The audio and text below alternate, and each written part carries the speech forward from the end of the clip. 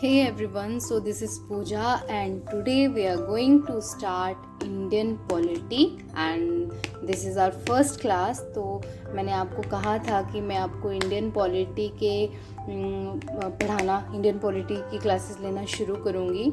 तो मैं फॉलो कर रही हूँ लक्ष्मीकांत की बुक और इसमें आज हम फर्स्ट चैप्टर से कंटिन्यू नहीं कर रहे हैं, सेकंड चैप्टर से शुरू करेंगे। फर्स्ट चैप्टर जो है इसमें हिस्टोरिकल बैकग्राउंड, इसमें जैसे regulating act, Pitt's India act, ये सब चीज़ें दी गई हैं।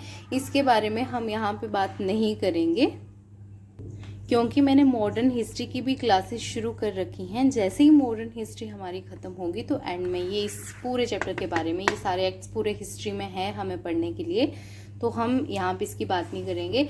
आज हमारी जो फर्स्ट क्लास है वो स्टार्ट हो रही है चैप्टर 2 से, मेकिंग ऑफ द कॉन्स्टिट्यूशन। आप ऐसा करो, आई होप आपने ये बुक खरीद ली होगी एम लक्ष्मीकांत की, तो आप इस बुक को सामने रख लो। मैं जो भी आपको यहाँ एक्सप्लेनेशन दूंगी या जो भी मेरे नोट्स हैं वो सारे मैंने इसी बुक से बनाए हैं, किसी और सोर्स से नहीं हैं। तो आपके लिए हेल्पफुल रहेगा। अगर आपको अपने हैंड रिटन नोट्स बनाने हैं तब भी आप बना सकते हो, और अगर नहीं बनाने हैं तो आप हाईलाइट या अंडरलाइन कर सकते हैं चीज़ों को। बट मैं आपको यही रेकमेंड करूँगी कि आप अपने हैंड रिटन नोट्स खुद बनाओ। जैसे मैंने बुक खोल ली है, ये आप सबके लिए, बट मैं आपको अपने नोट्स से ही पढ़ाऊँगी। मेरे नोट्स ये रहे, ये बनाए हैं मैंने नोट्स, पर ये सारे इसी बुक में से बनाए हैं, मतलब सारे इसी चैप्टर में से बनाए हैं। तो मैं आपको यहाँ से एक्सप्लेन करूँगी, ठीक है। आप बुक खोल के रखिए और देखते चलिएगा। सो हमारा सेकंड चैप्टर है making of the constitution. Constitution को हम हिंदी में बोलते हैं संविधान। तो कैसे हमारे भारत के संविधान को बनाना शुरू किया गया है, कैसे ये आइडिया माइंड में आया है, कैसे कैसे ये चीज़ें हुई, इसके बारे में हम बात करेंगे। तो सबसे पहले 1934 की बात है, जो आइडिया आया एक कॉन्स्टिट्यूएंट असेंबली बनाने का। वो आइडिया एम.एन. रॉय, बहुत दिग्गज नेता थे ये, इन्होंने ये आइडिया सबसे पहले दिया था। बट उस टाइम पे 1934 के टाइम पे किसी ने मतलब इतना सीरियस नहीं लिया इस बात को। और फिर क्या होता है 1935 में जो इंडियन नेशनल कांग्रेस है, for the first time demanded a constituent assembly. उन्होंने फर्स्ट टाइम डिमांड की कि हम अपनी कॉन्स्टिट्यूएंट असेंबली बनाएंगे और वो असेंबली जो होगी फिर वो भारत का संविधान बनाएगी। 1938 में क्या हुआ, 1938 के time Jawaharlal Nehru on behalf of the Indian national Congress declared that the constitution of free India must be framed without outside interference. उन्होंने कहा कि भारत का संविधान बन के रहेगा और विदाउट आउटसाइड इंटरफेरेंस, मतलब किसी भी अंग्रेज कि कोई भी उसमें इंटरफेरेंस नहीं होगी, किसी भी ब्रिटिशर की।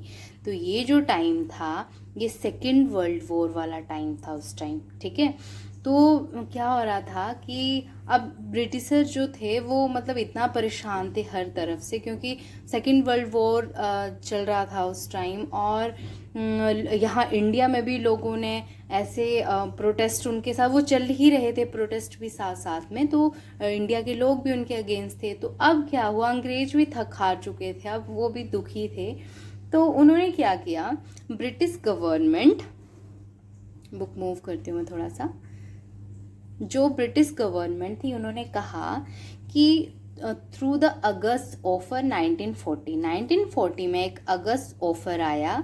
तो उन्होंने कहा कि we are ready to make constituent assembly, हम तैयार हैं कॉन्स्टिट्यूएंट असेंबली बनाने के लिए, but after the end of second world war. But जो सेकेंड वर्ल्ड वॉर था, जब ये ख़त्म हो जाएगा तो हम कॉन्स्टिट्यूएंट असेंबली बनवा देंगे, या आप अपना संविधान बनाने का मतलब कर लेना वो काम, but after the second world war.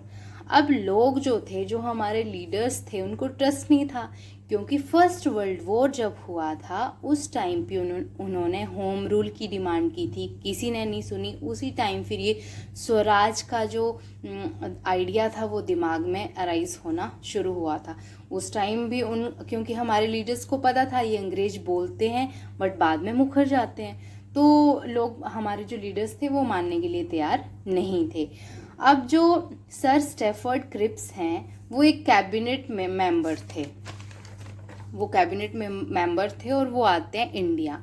India है वो 1942 में विद अ ड्राफ्ट प्रपोजल, एक ड्राफ्ट प्रपोजल लेके आए वो अपने साथ, और उसमें लिखा गया था, वो ब्रिटिश गवर्नमेंट की तरफ से था ड्राफ्ट प्रपोजल, और उसमें कहा था कि the framing of independent constitution of India, उसके लिए मतलब उन्होंने अलाउ कर दिया कि हम इंडिया का इंडिपेंडेंट जो संविधान है वो फ्रेम करवाएंगे after the end of world war 2। मतलब सर जो स्टेफर्ड क्रिप्स आए थे, इन ये रिटर्न में एक प्रपोजल लेके आए थे, मतलब सरकार ने रिटर्न में चीज़ दी थी। ऐसे तो वो बोलते थे फिर मुखर जाते थे, तो अभी वहाँ से रिटर्न में उन्होंने लिख के दिया।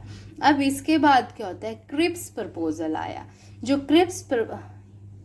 यही मतलब सर स्टेफर्ड क्रिप्स ही थे ये, इन्होंने जो एक प्रपोजल दिया वो क्या प्रपोजल था, उस में लिखा था कि जो डिमांड थी डिवीज़न ऑफ इंडिया की, इंडिया और पाकिस्तान बनने की, है ना, जो मुस्लिम लीग थी वो पाकिस्तान की डिमांड कर रहे थे, तो क्रिप्स प्रपोजल ने रिजेक्ट किया था उस डिमांड को। और फिर जैसे ही क्रिप्स प्रपोजल ने उस डिमांड को रिजेक्ट किया तो ये जो मिशन था फेल हुआ, क्योंकि मुस्लिम लीग जो थी इससे डिससेटिस्फैक्ट्री थी। सो 1945 के अराउंड वर्ल्ड वॉर सेकेंड जो था वो ख़त्म हो गया। ठीक है, सेकेंड वर्ल्ड वॉर 1945 में ख़त्म हो गया। अब हम बात करेंगे कंपोजिशन ऑफ कॉन्स्टिट्यूएंट असेंबली। जैसे ही उन्होंने अंग्रेजों ने कहा था जैसे ही वर्ल्ड वॉर सेकेंड ख़त्म होगा हम कॉन्स्टिट्यूएंट असेंबली बनवा देंगे या बनाना शुरू करवा देंगे, मतलब ठीक है। तो अब टाइम है end of the second world war, और जो कंपोजिशन है कॉन्स्टिट्यूएंट असेंबली का उसके बारे में बात करेंगे। तो देखो इसमें क्या होता है कि कैबिनेट मिशन था वो आया इंडिया 24 मार्च 1946, 24 मार्च 1946 में कैबिनेट मिशन आया इंडिया।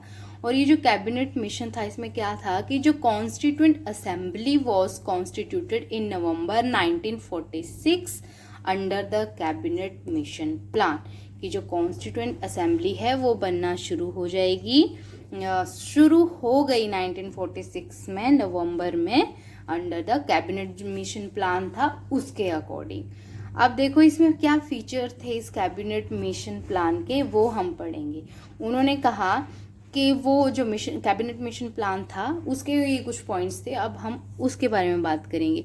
तो उसने कहा कि जो टोटल स्ट्रेंथ होगी कॉन्स्टिट्यूएंट असेंबली की वो 389 मेंबर्स होंगे उसके, ठीक है, 389 मेंबर्स होंगे। और ये बात हो रही है जब इंडिया पाकिस्तान एक था, इंडिया का कोई डिवीज़न नहीं था, ये उस टाइम की बात है।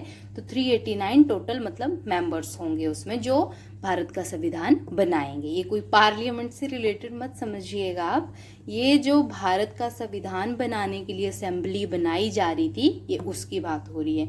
तो टोटल उन्होंने कहा कि 389 मेंबर्स होंगे इसमें।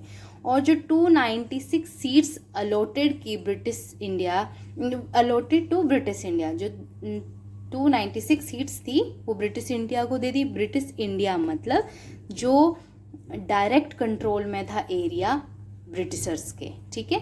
अब 93 सीट्स थी वो दे दी प्रिंसली स्टेट को। प्रिंसली स्टेट का मतलब यहाँ पे है कि 1858 के बाद ना जो अंग्रेज थे उन्होंने एनेक्सेशन नहीं किया था। जैसे पहले वो क्या करते थे, युद्ध करते थे और फिर उस जगह को अपने अंडर ले लेते थे, हथियार लेते थे या कोई ट्रीटी करते थे और वहाँ शासन करना शुरू कर देते थे। बट 1858 के बाद उन्होंने ऐसा नहीं किया था। जो राजा रजवाड़े, अभी भी 93 प्रिंसली स्टेट थी, वहाँ राजा थे और यहाँ वो अपना शासन, अपनी राजा प्रजा वैसा ही सिस्टम चल रहा था जैसे पहले होता था। बट वो क्या करते थे कि ब्रिटिशर्स को टैक्स दे देते थे। उन्होंने कहा था कि आप हमारे यहाँ पे कोई इंटरफेरेंस मत करो, हम आपको टैक्स पे कर दिया करेंगे, ठीक है। तो अभी भी 93 प्रिंसली स्टेट थी, तो 93 सीट्स दे दी गई प्रिंसली स्टेट वालों को। अब क्या है, out of 296 seats 292 member were drawn from 11 governor provinces. जो 11 गवर्नर प्रोविंसेस थी वहाँ से लिए जाने थे 292 मेंबर्स। तो ये 11 गवर्नर प्रोविंसेस कौन सी थी? जैसे मद्रास, बॉम्बे, यूपी, बिहार, पंजाब, उड़ीसा, बंगाल, असम, है ना, एक्सेट्रा, ये थी। और ये आपको सारा पढ़ना होगा तो इसी चैप्टर के लास्ट में प्रेफरेंस में आपको रेफरेंस में दिया गया है वो सारा, ठीक है। वहां से लिए जाने थे 292 member and 4 chief commissioner provinces. 4 कहाँ से लिए जाने थे? क्योंकि टोटल 296 थी ना, तो 292 तो जो 11 गवर्नर प्रोविंस थी वहां से लिए जाने थे, और जो 4 बच जाते हैं वो लेने थे 4 चीफ कमिश्नर प्रोविंस। जो 4 चीफ कमिश्नर प्रोविंस थी ये थी दिल्ली, अजमेर, मेरवाड़ा, ब्रिटिश बलूचिस्तान और कुर्ग। ये 4 थी commissioner province, chief commissioner province. तो यहाँ से लिए जाने थे, हो गए टोटल 296। अब क्या हुआ कि जो सीट्स थी जो अलॉट की गई थी वो कैसे अलॉट की गई थी? Allotted in proportion to population. Population के अकॉर्डिंग सीट्स की अलॉटमेंट की गई थी कैबिनेट मिशन प्लान में, ठीक है। अब क्या था कि जो प्रोविंशियल लेजिस्लेटिव असेंबली के मेंबर थे उन्होंने चूज करना था कॉन्स्टिट्यूएंट असेंबली के मेंबर्स को। मतलब यहाँ पे कोई इलेक्शन नहीं होने थे, it is a type of indirect election, ठीक है। ऐसा नहीं कि लोग वोट करेंगे तब जाके वो कॉन्स्टिट्यूएंट असेंबली के मेंबर्स को चुना जाएगा, नहीं। जो लेजिस्लेटिव असेंबली थी ना उसके मेंबर्स ने चूज करना था जो कॉन्स्टिट्यूएंट असेंबली के मेंबर बनने थे उनको, जिन्होंने संविधान लिखना था उनको। अब जो किंग प्रोविंशियल स्टेट जैसे प्रिंसली स्टेट्स थी 93 सीट्स उनको अलॉट की गई थी। तो वहाँ पे ना राजा की अपनी मर्जी थी कि राजा किसी आदमी को चूज करके भेज सकता था उसमें, मतलब कॉन्स्टिट्यूएंट असेंबली का जो भी मेंबर उसने चुनना था तो वो राजा को राइट था, राजा चुन के अपनी प्रजा में से किसी को जिस पे राजा को ट्रस्ट हो, भी इंटेलिजेंट है जो भी है, तो उसको भेजना था। बट पता क्या हुआ, जो ये प्रिंसली स्टेट थी ना, या इन्होंने किसी ने पार्टिसिपेट ही नहीं किया उसमें स्टार्टिंग में, बाद में करेंगे, बट स्टार्टिंग में इन्होंने क्या किया कि वहाँ पे किसी ने भी मतलब लिया ही नहीं, पार्टिसिपेट ही नहीं किया। उन्होंने कहा कि हमें कोई मतलब नहीं है, ना ही कॉन्स्टिट्यूशन से ना ही किसी और चीज़ से, हम जैसे अपना हमारा जो राजपाट चल रहा है हम इसको वैसे ही चलाएंगे। अब जो फिर क्या हुआ, इंडियन नेशनल कांग्रेस को मिल गई 208 सीट्स, टोटल 296 थी ना, उसमें क्या हुआ कि 208 सीट्स जो इलेक्शन हुए, लेजिस्लेटिव काउंसिल थी उन्होंने इलेक्शन किए, तो 208 सीट चली गई इंडियन नेशनल कांग्रेस को। और जो मुस्लिम लीग थी उनको गई 73 सीट्स, और 15 सीट जो थी वो अदर पॉलिटिकल पार्टीज को गई थी, तो टोटल हो गई 296। अब यहाँ क्या हुआ, जो मुस्लिम लीग वाले लोग थे ना उनको टेंशन होना शुरू हो गई कि मेजोरिटी में आ गई इंडियन नेशनल कांग्रेस, और मतलब अब हम इसमें पार्टिसिपेट नहीं करेंगे क्योंकि हमें तो मतलब जो भी आगे उन्होंने राजनीति करनी है उसमें हमें भाग मिलेगा नहीं मेजोरिटी में। तो उनका ना यहाँ पे खिटपिट होना उनकी शुरू हो गई। अब हम नेक्स्ट बात करेंगे working of the constituent assembly, कैसे इसका काम करना शुरू हुआ या जो भी था, तो अब हम उसके बारे में बात करेंगे। जो फर्स्ट मीटिंग थी कॉन्स्टिट्यूएंट असेंबली की वो हुई 9 दिसंबर 1946। 1946 को 9 नवंबर को पहली मीटिंग हुई, और जो मुस्लिम लीग थी उसने बायकॉट किया इस मीटिंग का और डिमांडेड फॉर पाकिस्तान। उनके ना पता नहीं जो मोहम्मद अली जिन्ना थे उनके दिमाग में क्या चीज़ थी, उनको ये पता था क्योंकि जो इंडियन नेशनल कांग्रेस थी उसमें बहुत बड़े बड़े दिग्गज नेता थे, है ना। तो उसको मोहम्मद अली जिन्ना को और जो मुस्लिम लीग के मेंबर थे उनको पता था कि अगर मेजॉरिटी में यही इनको सीट्स मिली है तो हायर पोस्ट पे भी फिर आगे यही बैठेंगे और हमें पार्टिसिपेशन मिलेगा नहीं उस लेवल का। तो उन्होंने ना अपने दिमाग में ही ये चीज़ बना ली थी कि बस हमें चाहिए तो हमें बस अब अलग देश ही चाहिए। तो पहली मीटिंग हुई 9 दिसंबर 1946 को, बट मुस्लिम लीग ने बॉयकॉट किया इसका और किसी ने भी पार्टिसिपेट नहीं किया, कोई भी मीटिंग में नहीं आया और डिमांड की पाकिस्तान की। 211 मेंबर जो थे उन्होंने अटेंड की मीटिंग।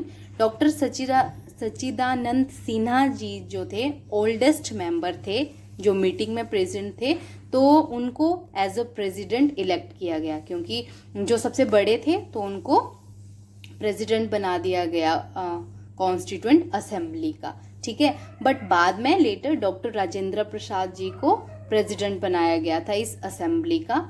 और हमारी जो असेंबली थी, कॉन्स्टिट्यूएंट असेंबली बनाई गई थी, इसके 2 वाइस प्रेसिडेंट थे। एक थे वीटी कृष्णा मचारी, वीटी कृष्णमचारी, और दूसरे थे एच.सी. मुखर्जी। हमारी कॉन्स्टिट्यूएंट असेंबली के 2 वाइस प्रेसिडेंट थे, ठीक है। और आपने दोनों नाम याद रखने हैं। अब जो ऑब्जेक्टिव रेजोल्यूशन थे वो क्या थे, उसके बारे में बात करेंगे हम। जैसे फर्स्ट मीटिंग हुई 9 दिसंबर को, और 13 दिसंबर को ही जवाहरलाल नेहरू जी ने रिप्रेजेंट किया ऑब्जेक्टिव रेजोल्यूशन इन असेंबली, ठीक है। जो फर्स्ट पॉइंट था इसका वो क्या था कि जो कॉन्स्टिट्यूएंट असेंबली है, it declares to proclaim India independent, sovereign and republic. Independent का मतलब आज़ाद, सॉवरेन का मतलब no interference of foreign power, और रिपब्लिक का मतलब head of the state is elected, जैसे प्राइम मिनिस्टर, प्रेसिडेंट, तो उसके प्राइम मिनिस्टर, तो उसके लिए हम क्या करेंगे, इलेक्शन करेंगे। और सॉवरेन है, कोई भी इंटरफेरेंस नहीं होगी इसमें फॉरेन पावर की। और सेकंड पॉइंट जो था कि अभी जो टेरिटरी ब्रिटिश इंडिया में है, आगे जो टेरिटरी इंडियन स्टेट में का पार्ट बनेंगी, ऐसी कोई टेरिटरी इंडिया की जो इंडिया के बाहर है, बोलने का मतलब है कि जैसे इंडिया का जो मेन लैंड है जहाँ हम रह रहे हैं, है ना, और इंडिया के आउटसाइड वाला जो इंडिया का पार्ट है, जैसे अंडमान निकोबार है, लक्षद्वीप है ना, तो उसकी बात की ऐसी कोई टेरिटरी जो इंडिया के बाहर है, या ऐसी कोई स्टेट जो इंडिया में मिलना चाहता है, India shall incorporate all of them as union. तो इंडिया उसको एज अ यूनियन बनाने के लिए तैयार है। सेकेंड पॉइंट ये था, ठीक है।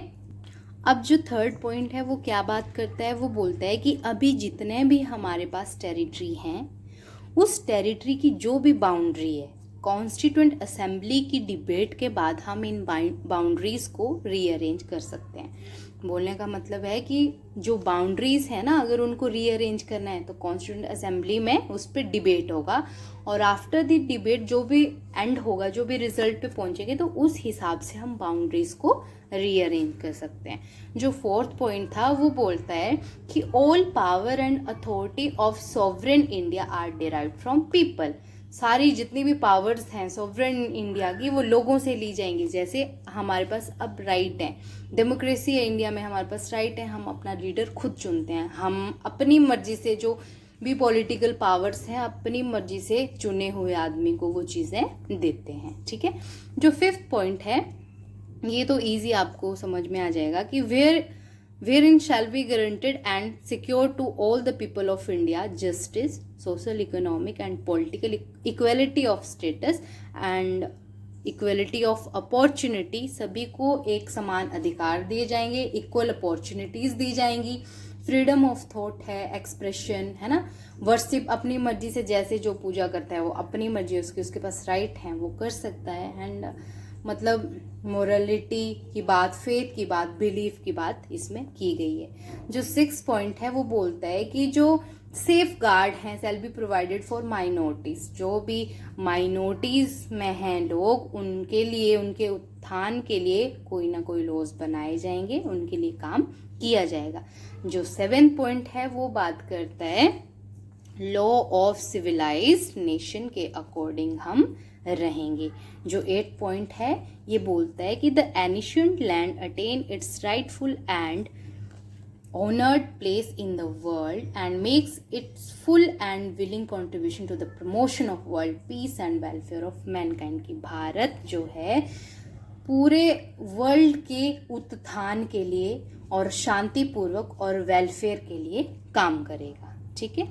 और ये जो रेजोल्यूशन था इसको 22 जनवरी 1947 को अडॉप्ट कर लिया गया विदाउट एनी ऑब्जेक्शन। किसी ने भी कोई, जो कॉन्स्टिट्यूएंट असेंबली के मेंबर्स थे ना, किसी ने कोई ऑब्जेक्शन नहीं की और इसको अडॉप्ट किया। और ये जो ऑब्जेक्टिव रेजोल्यूशन हमने पढ़े ना, इसी का ही जो मॉडिफाइड नेम है उसको हम बोलते हैं प्रीएम्बल। और अभी वो नेक्स्ट चैप्टर में आएगा, हम प्रीएम्बल के बारे में पढ़ेंगे। पूरा एक चैप्टर है हमें प्रीएम्बल के बारे में पढ़ने को। तो ऑब्जेक्टिव रेजोल्यूशन का ही मॉडिफाइड वर्जन है प्रीएम्बल।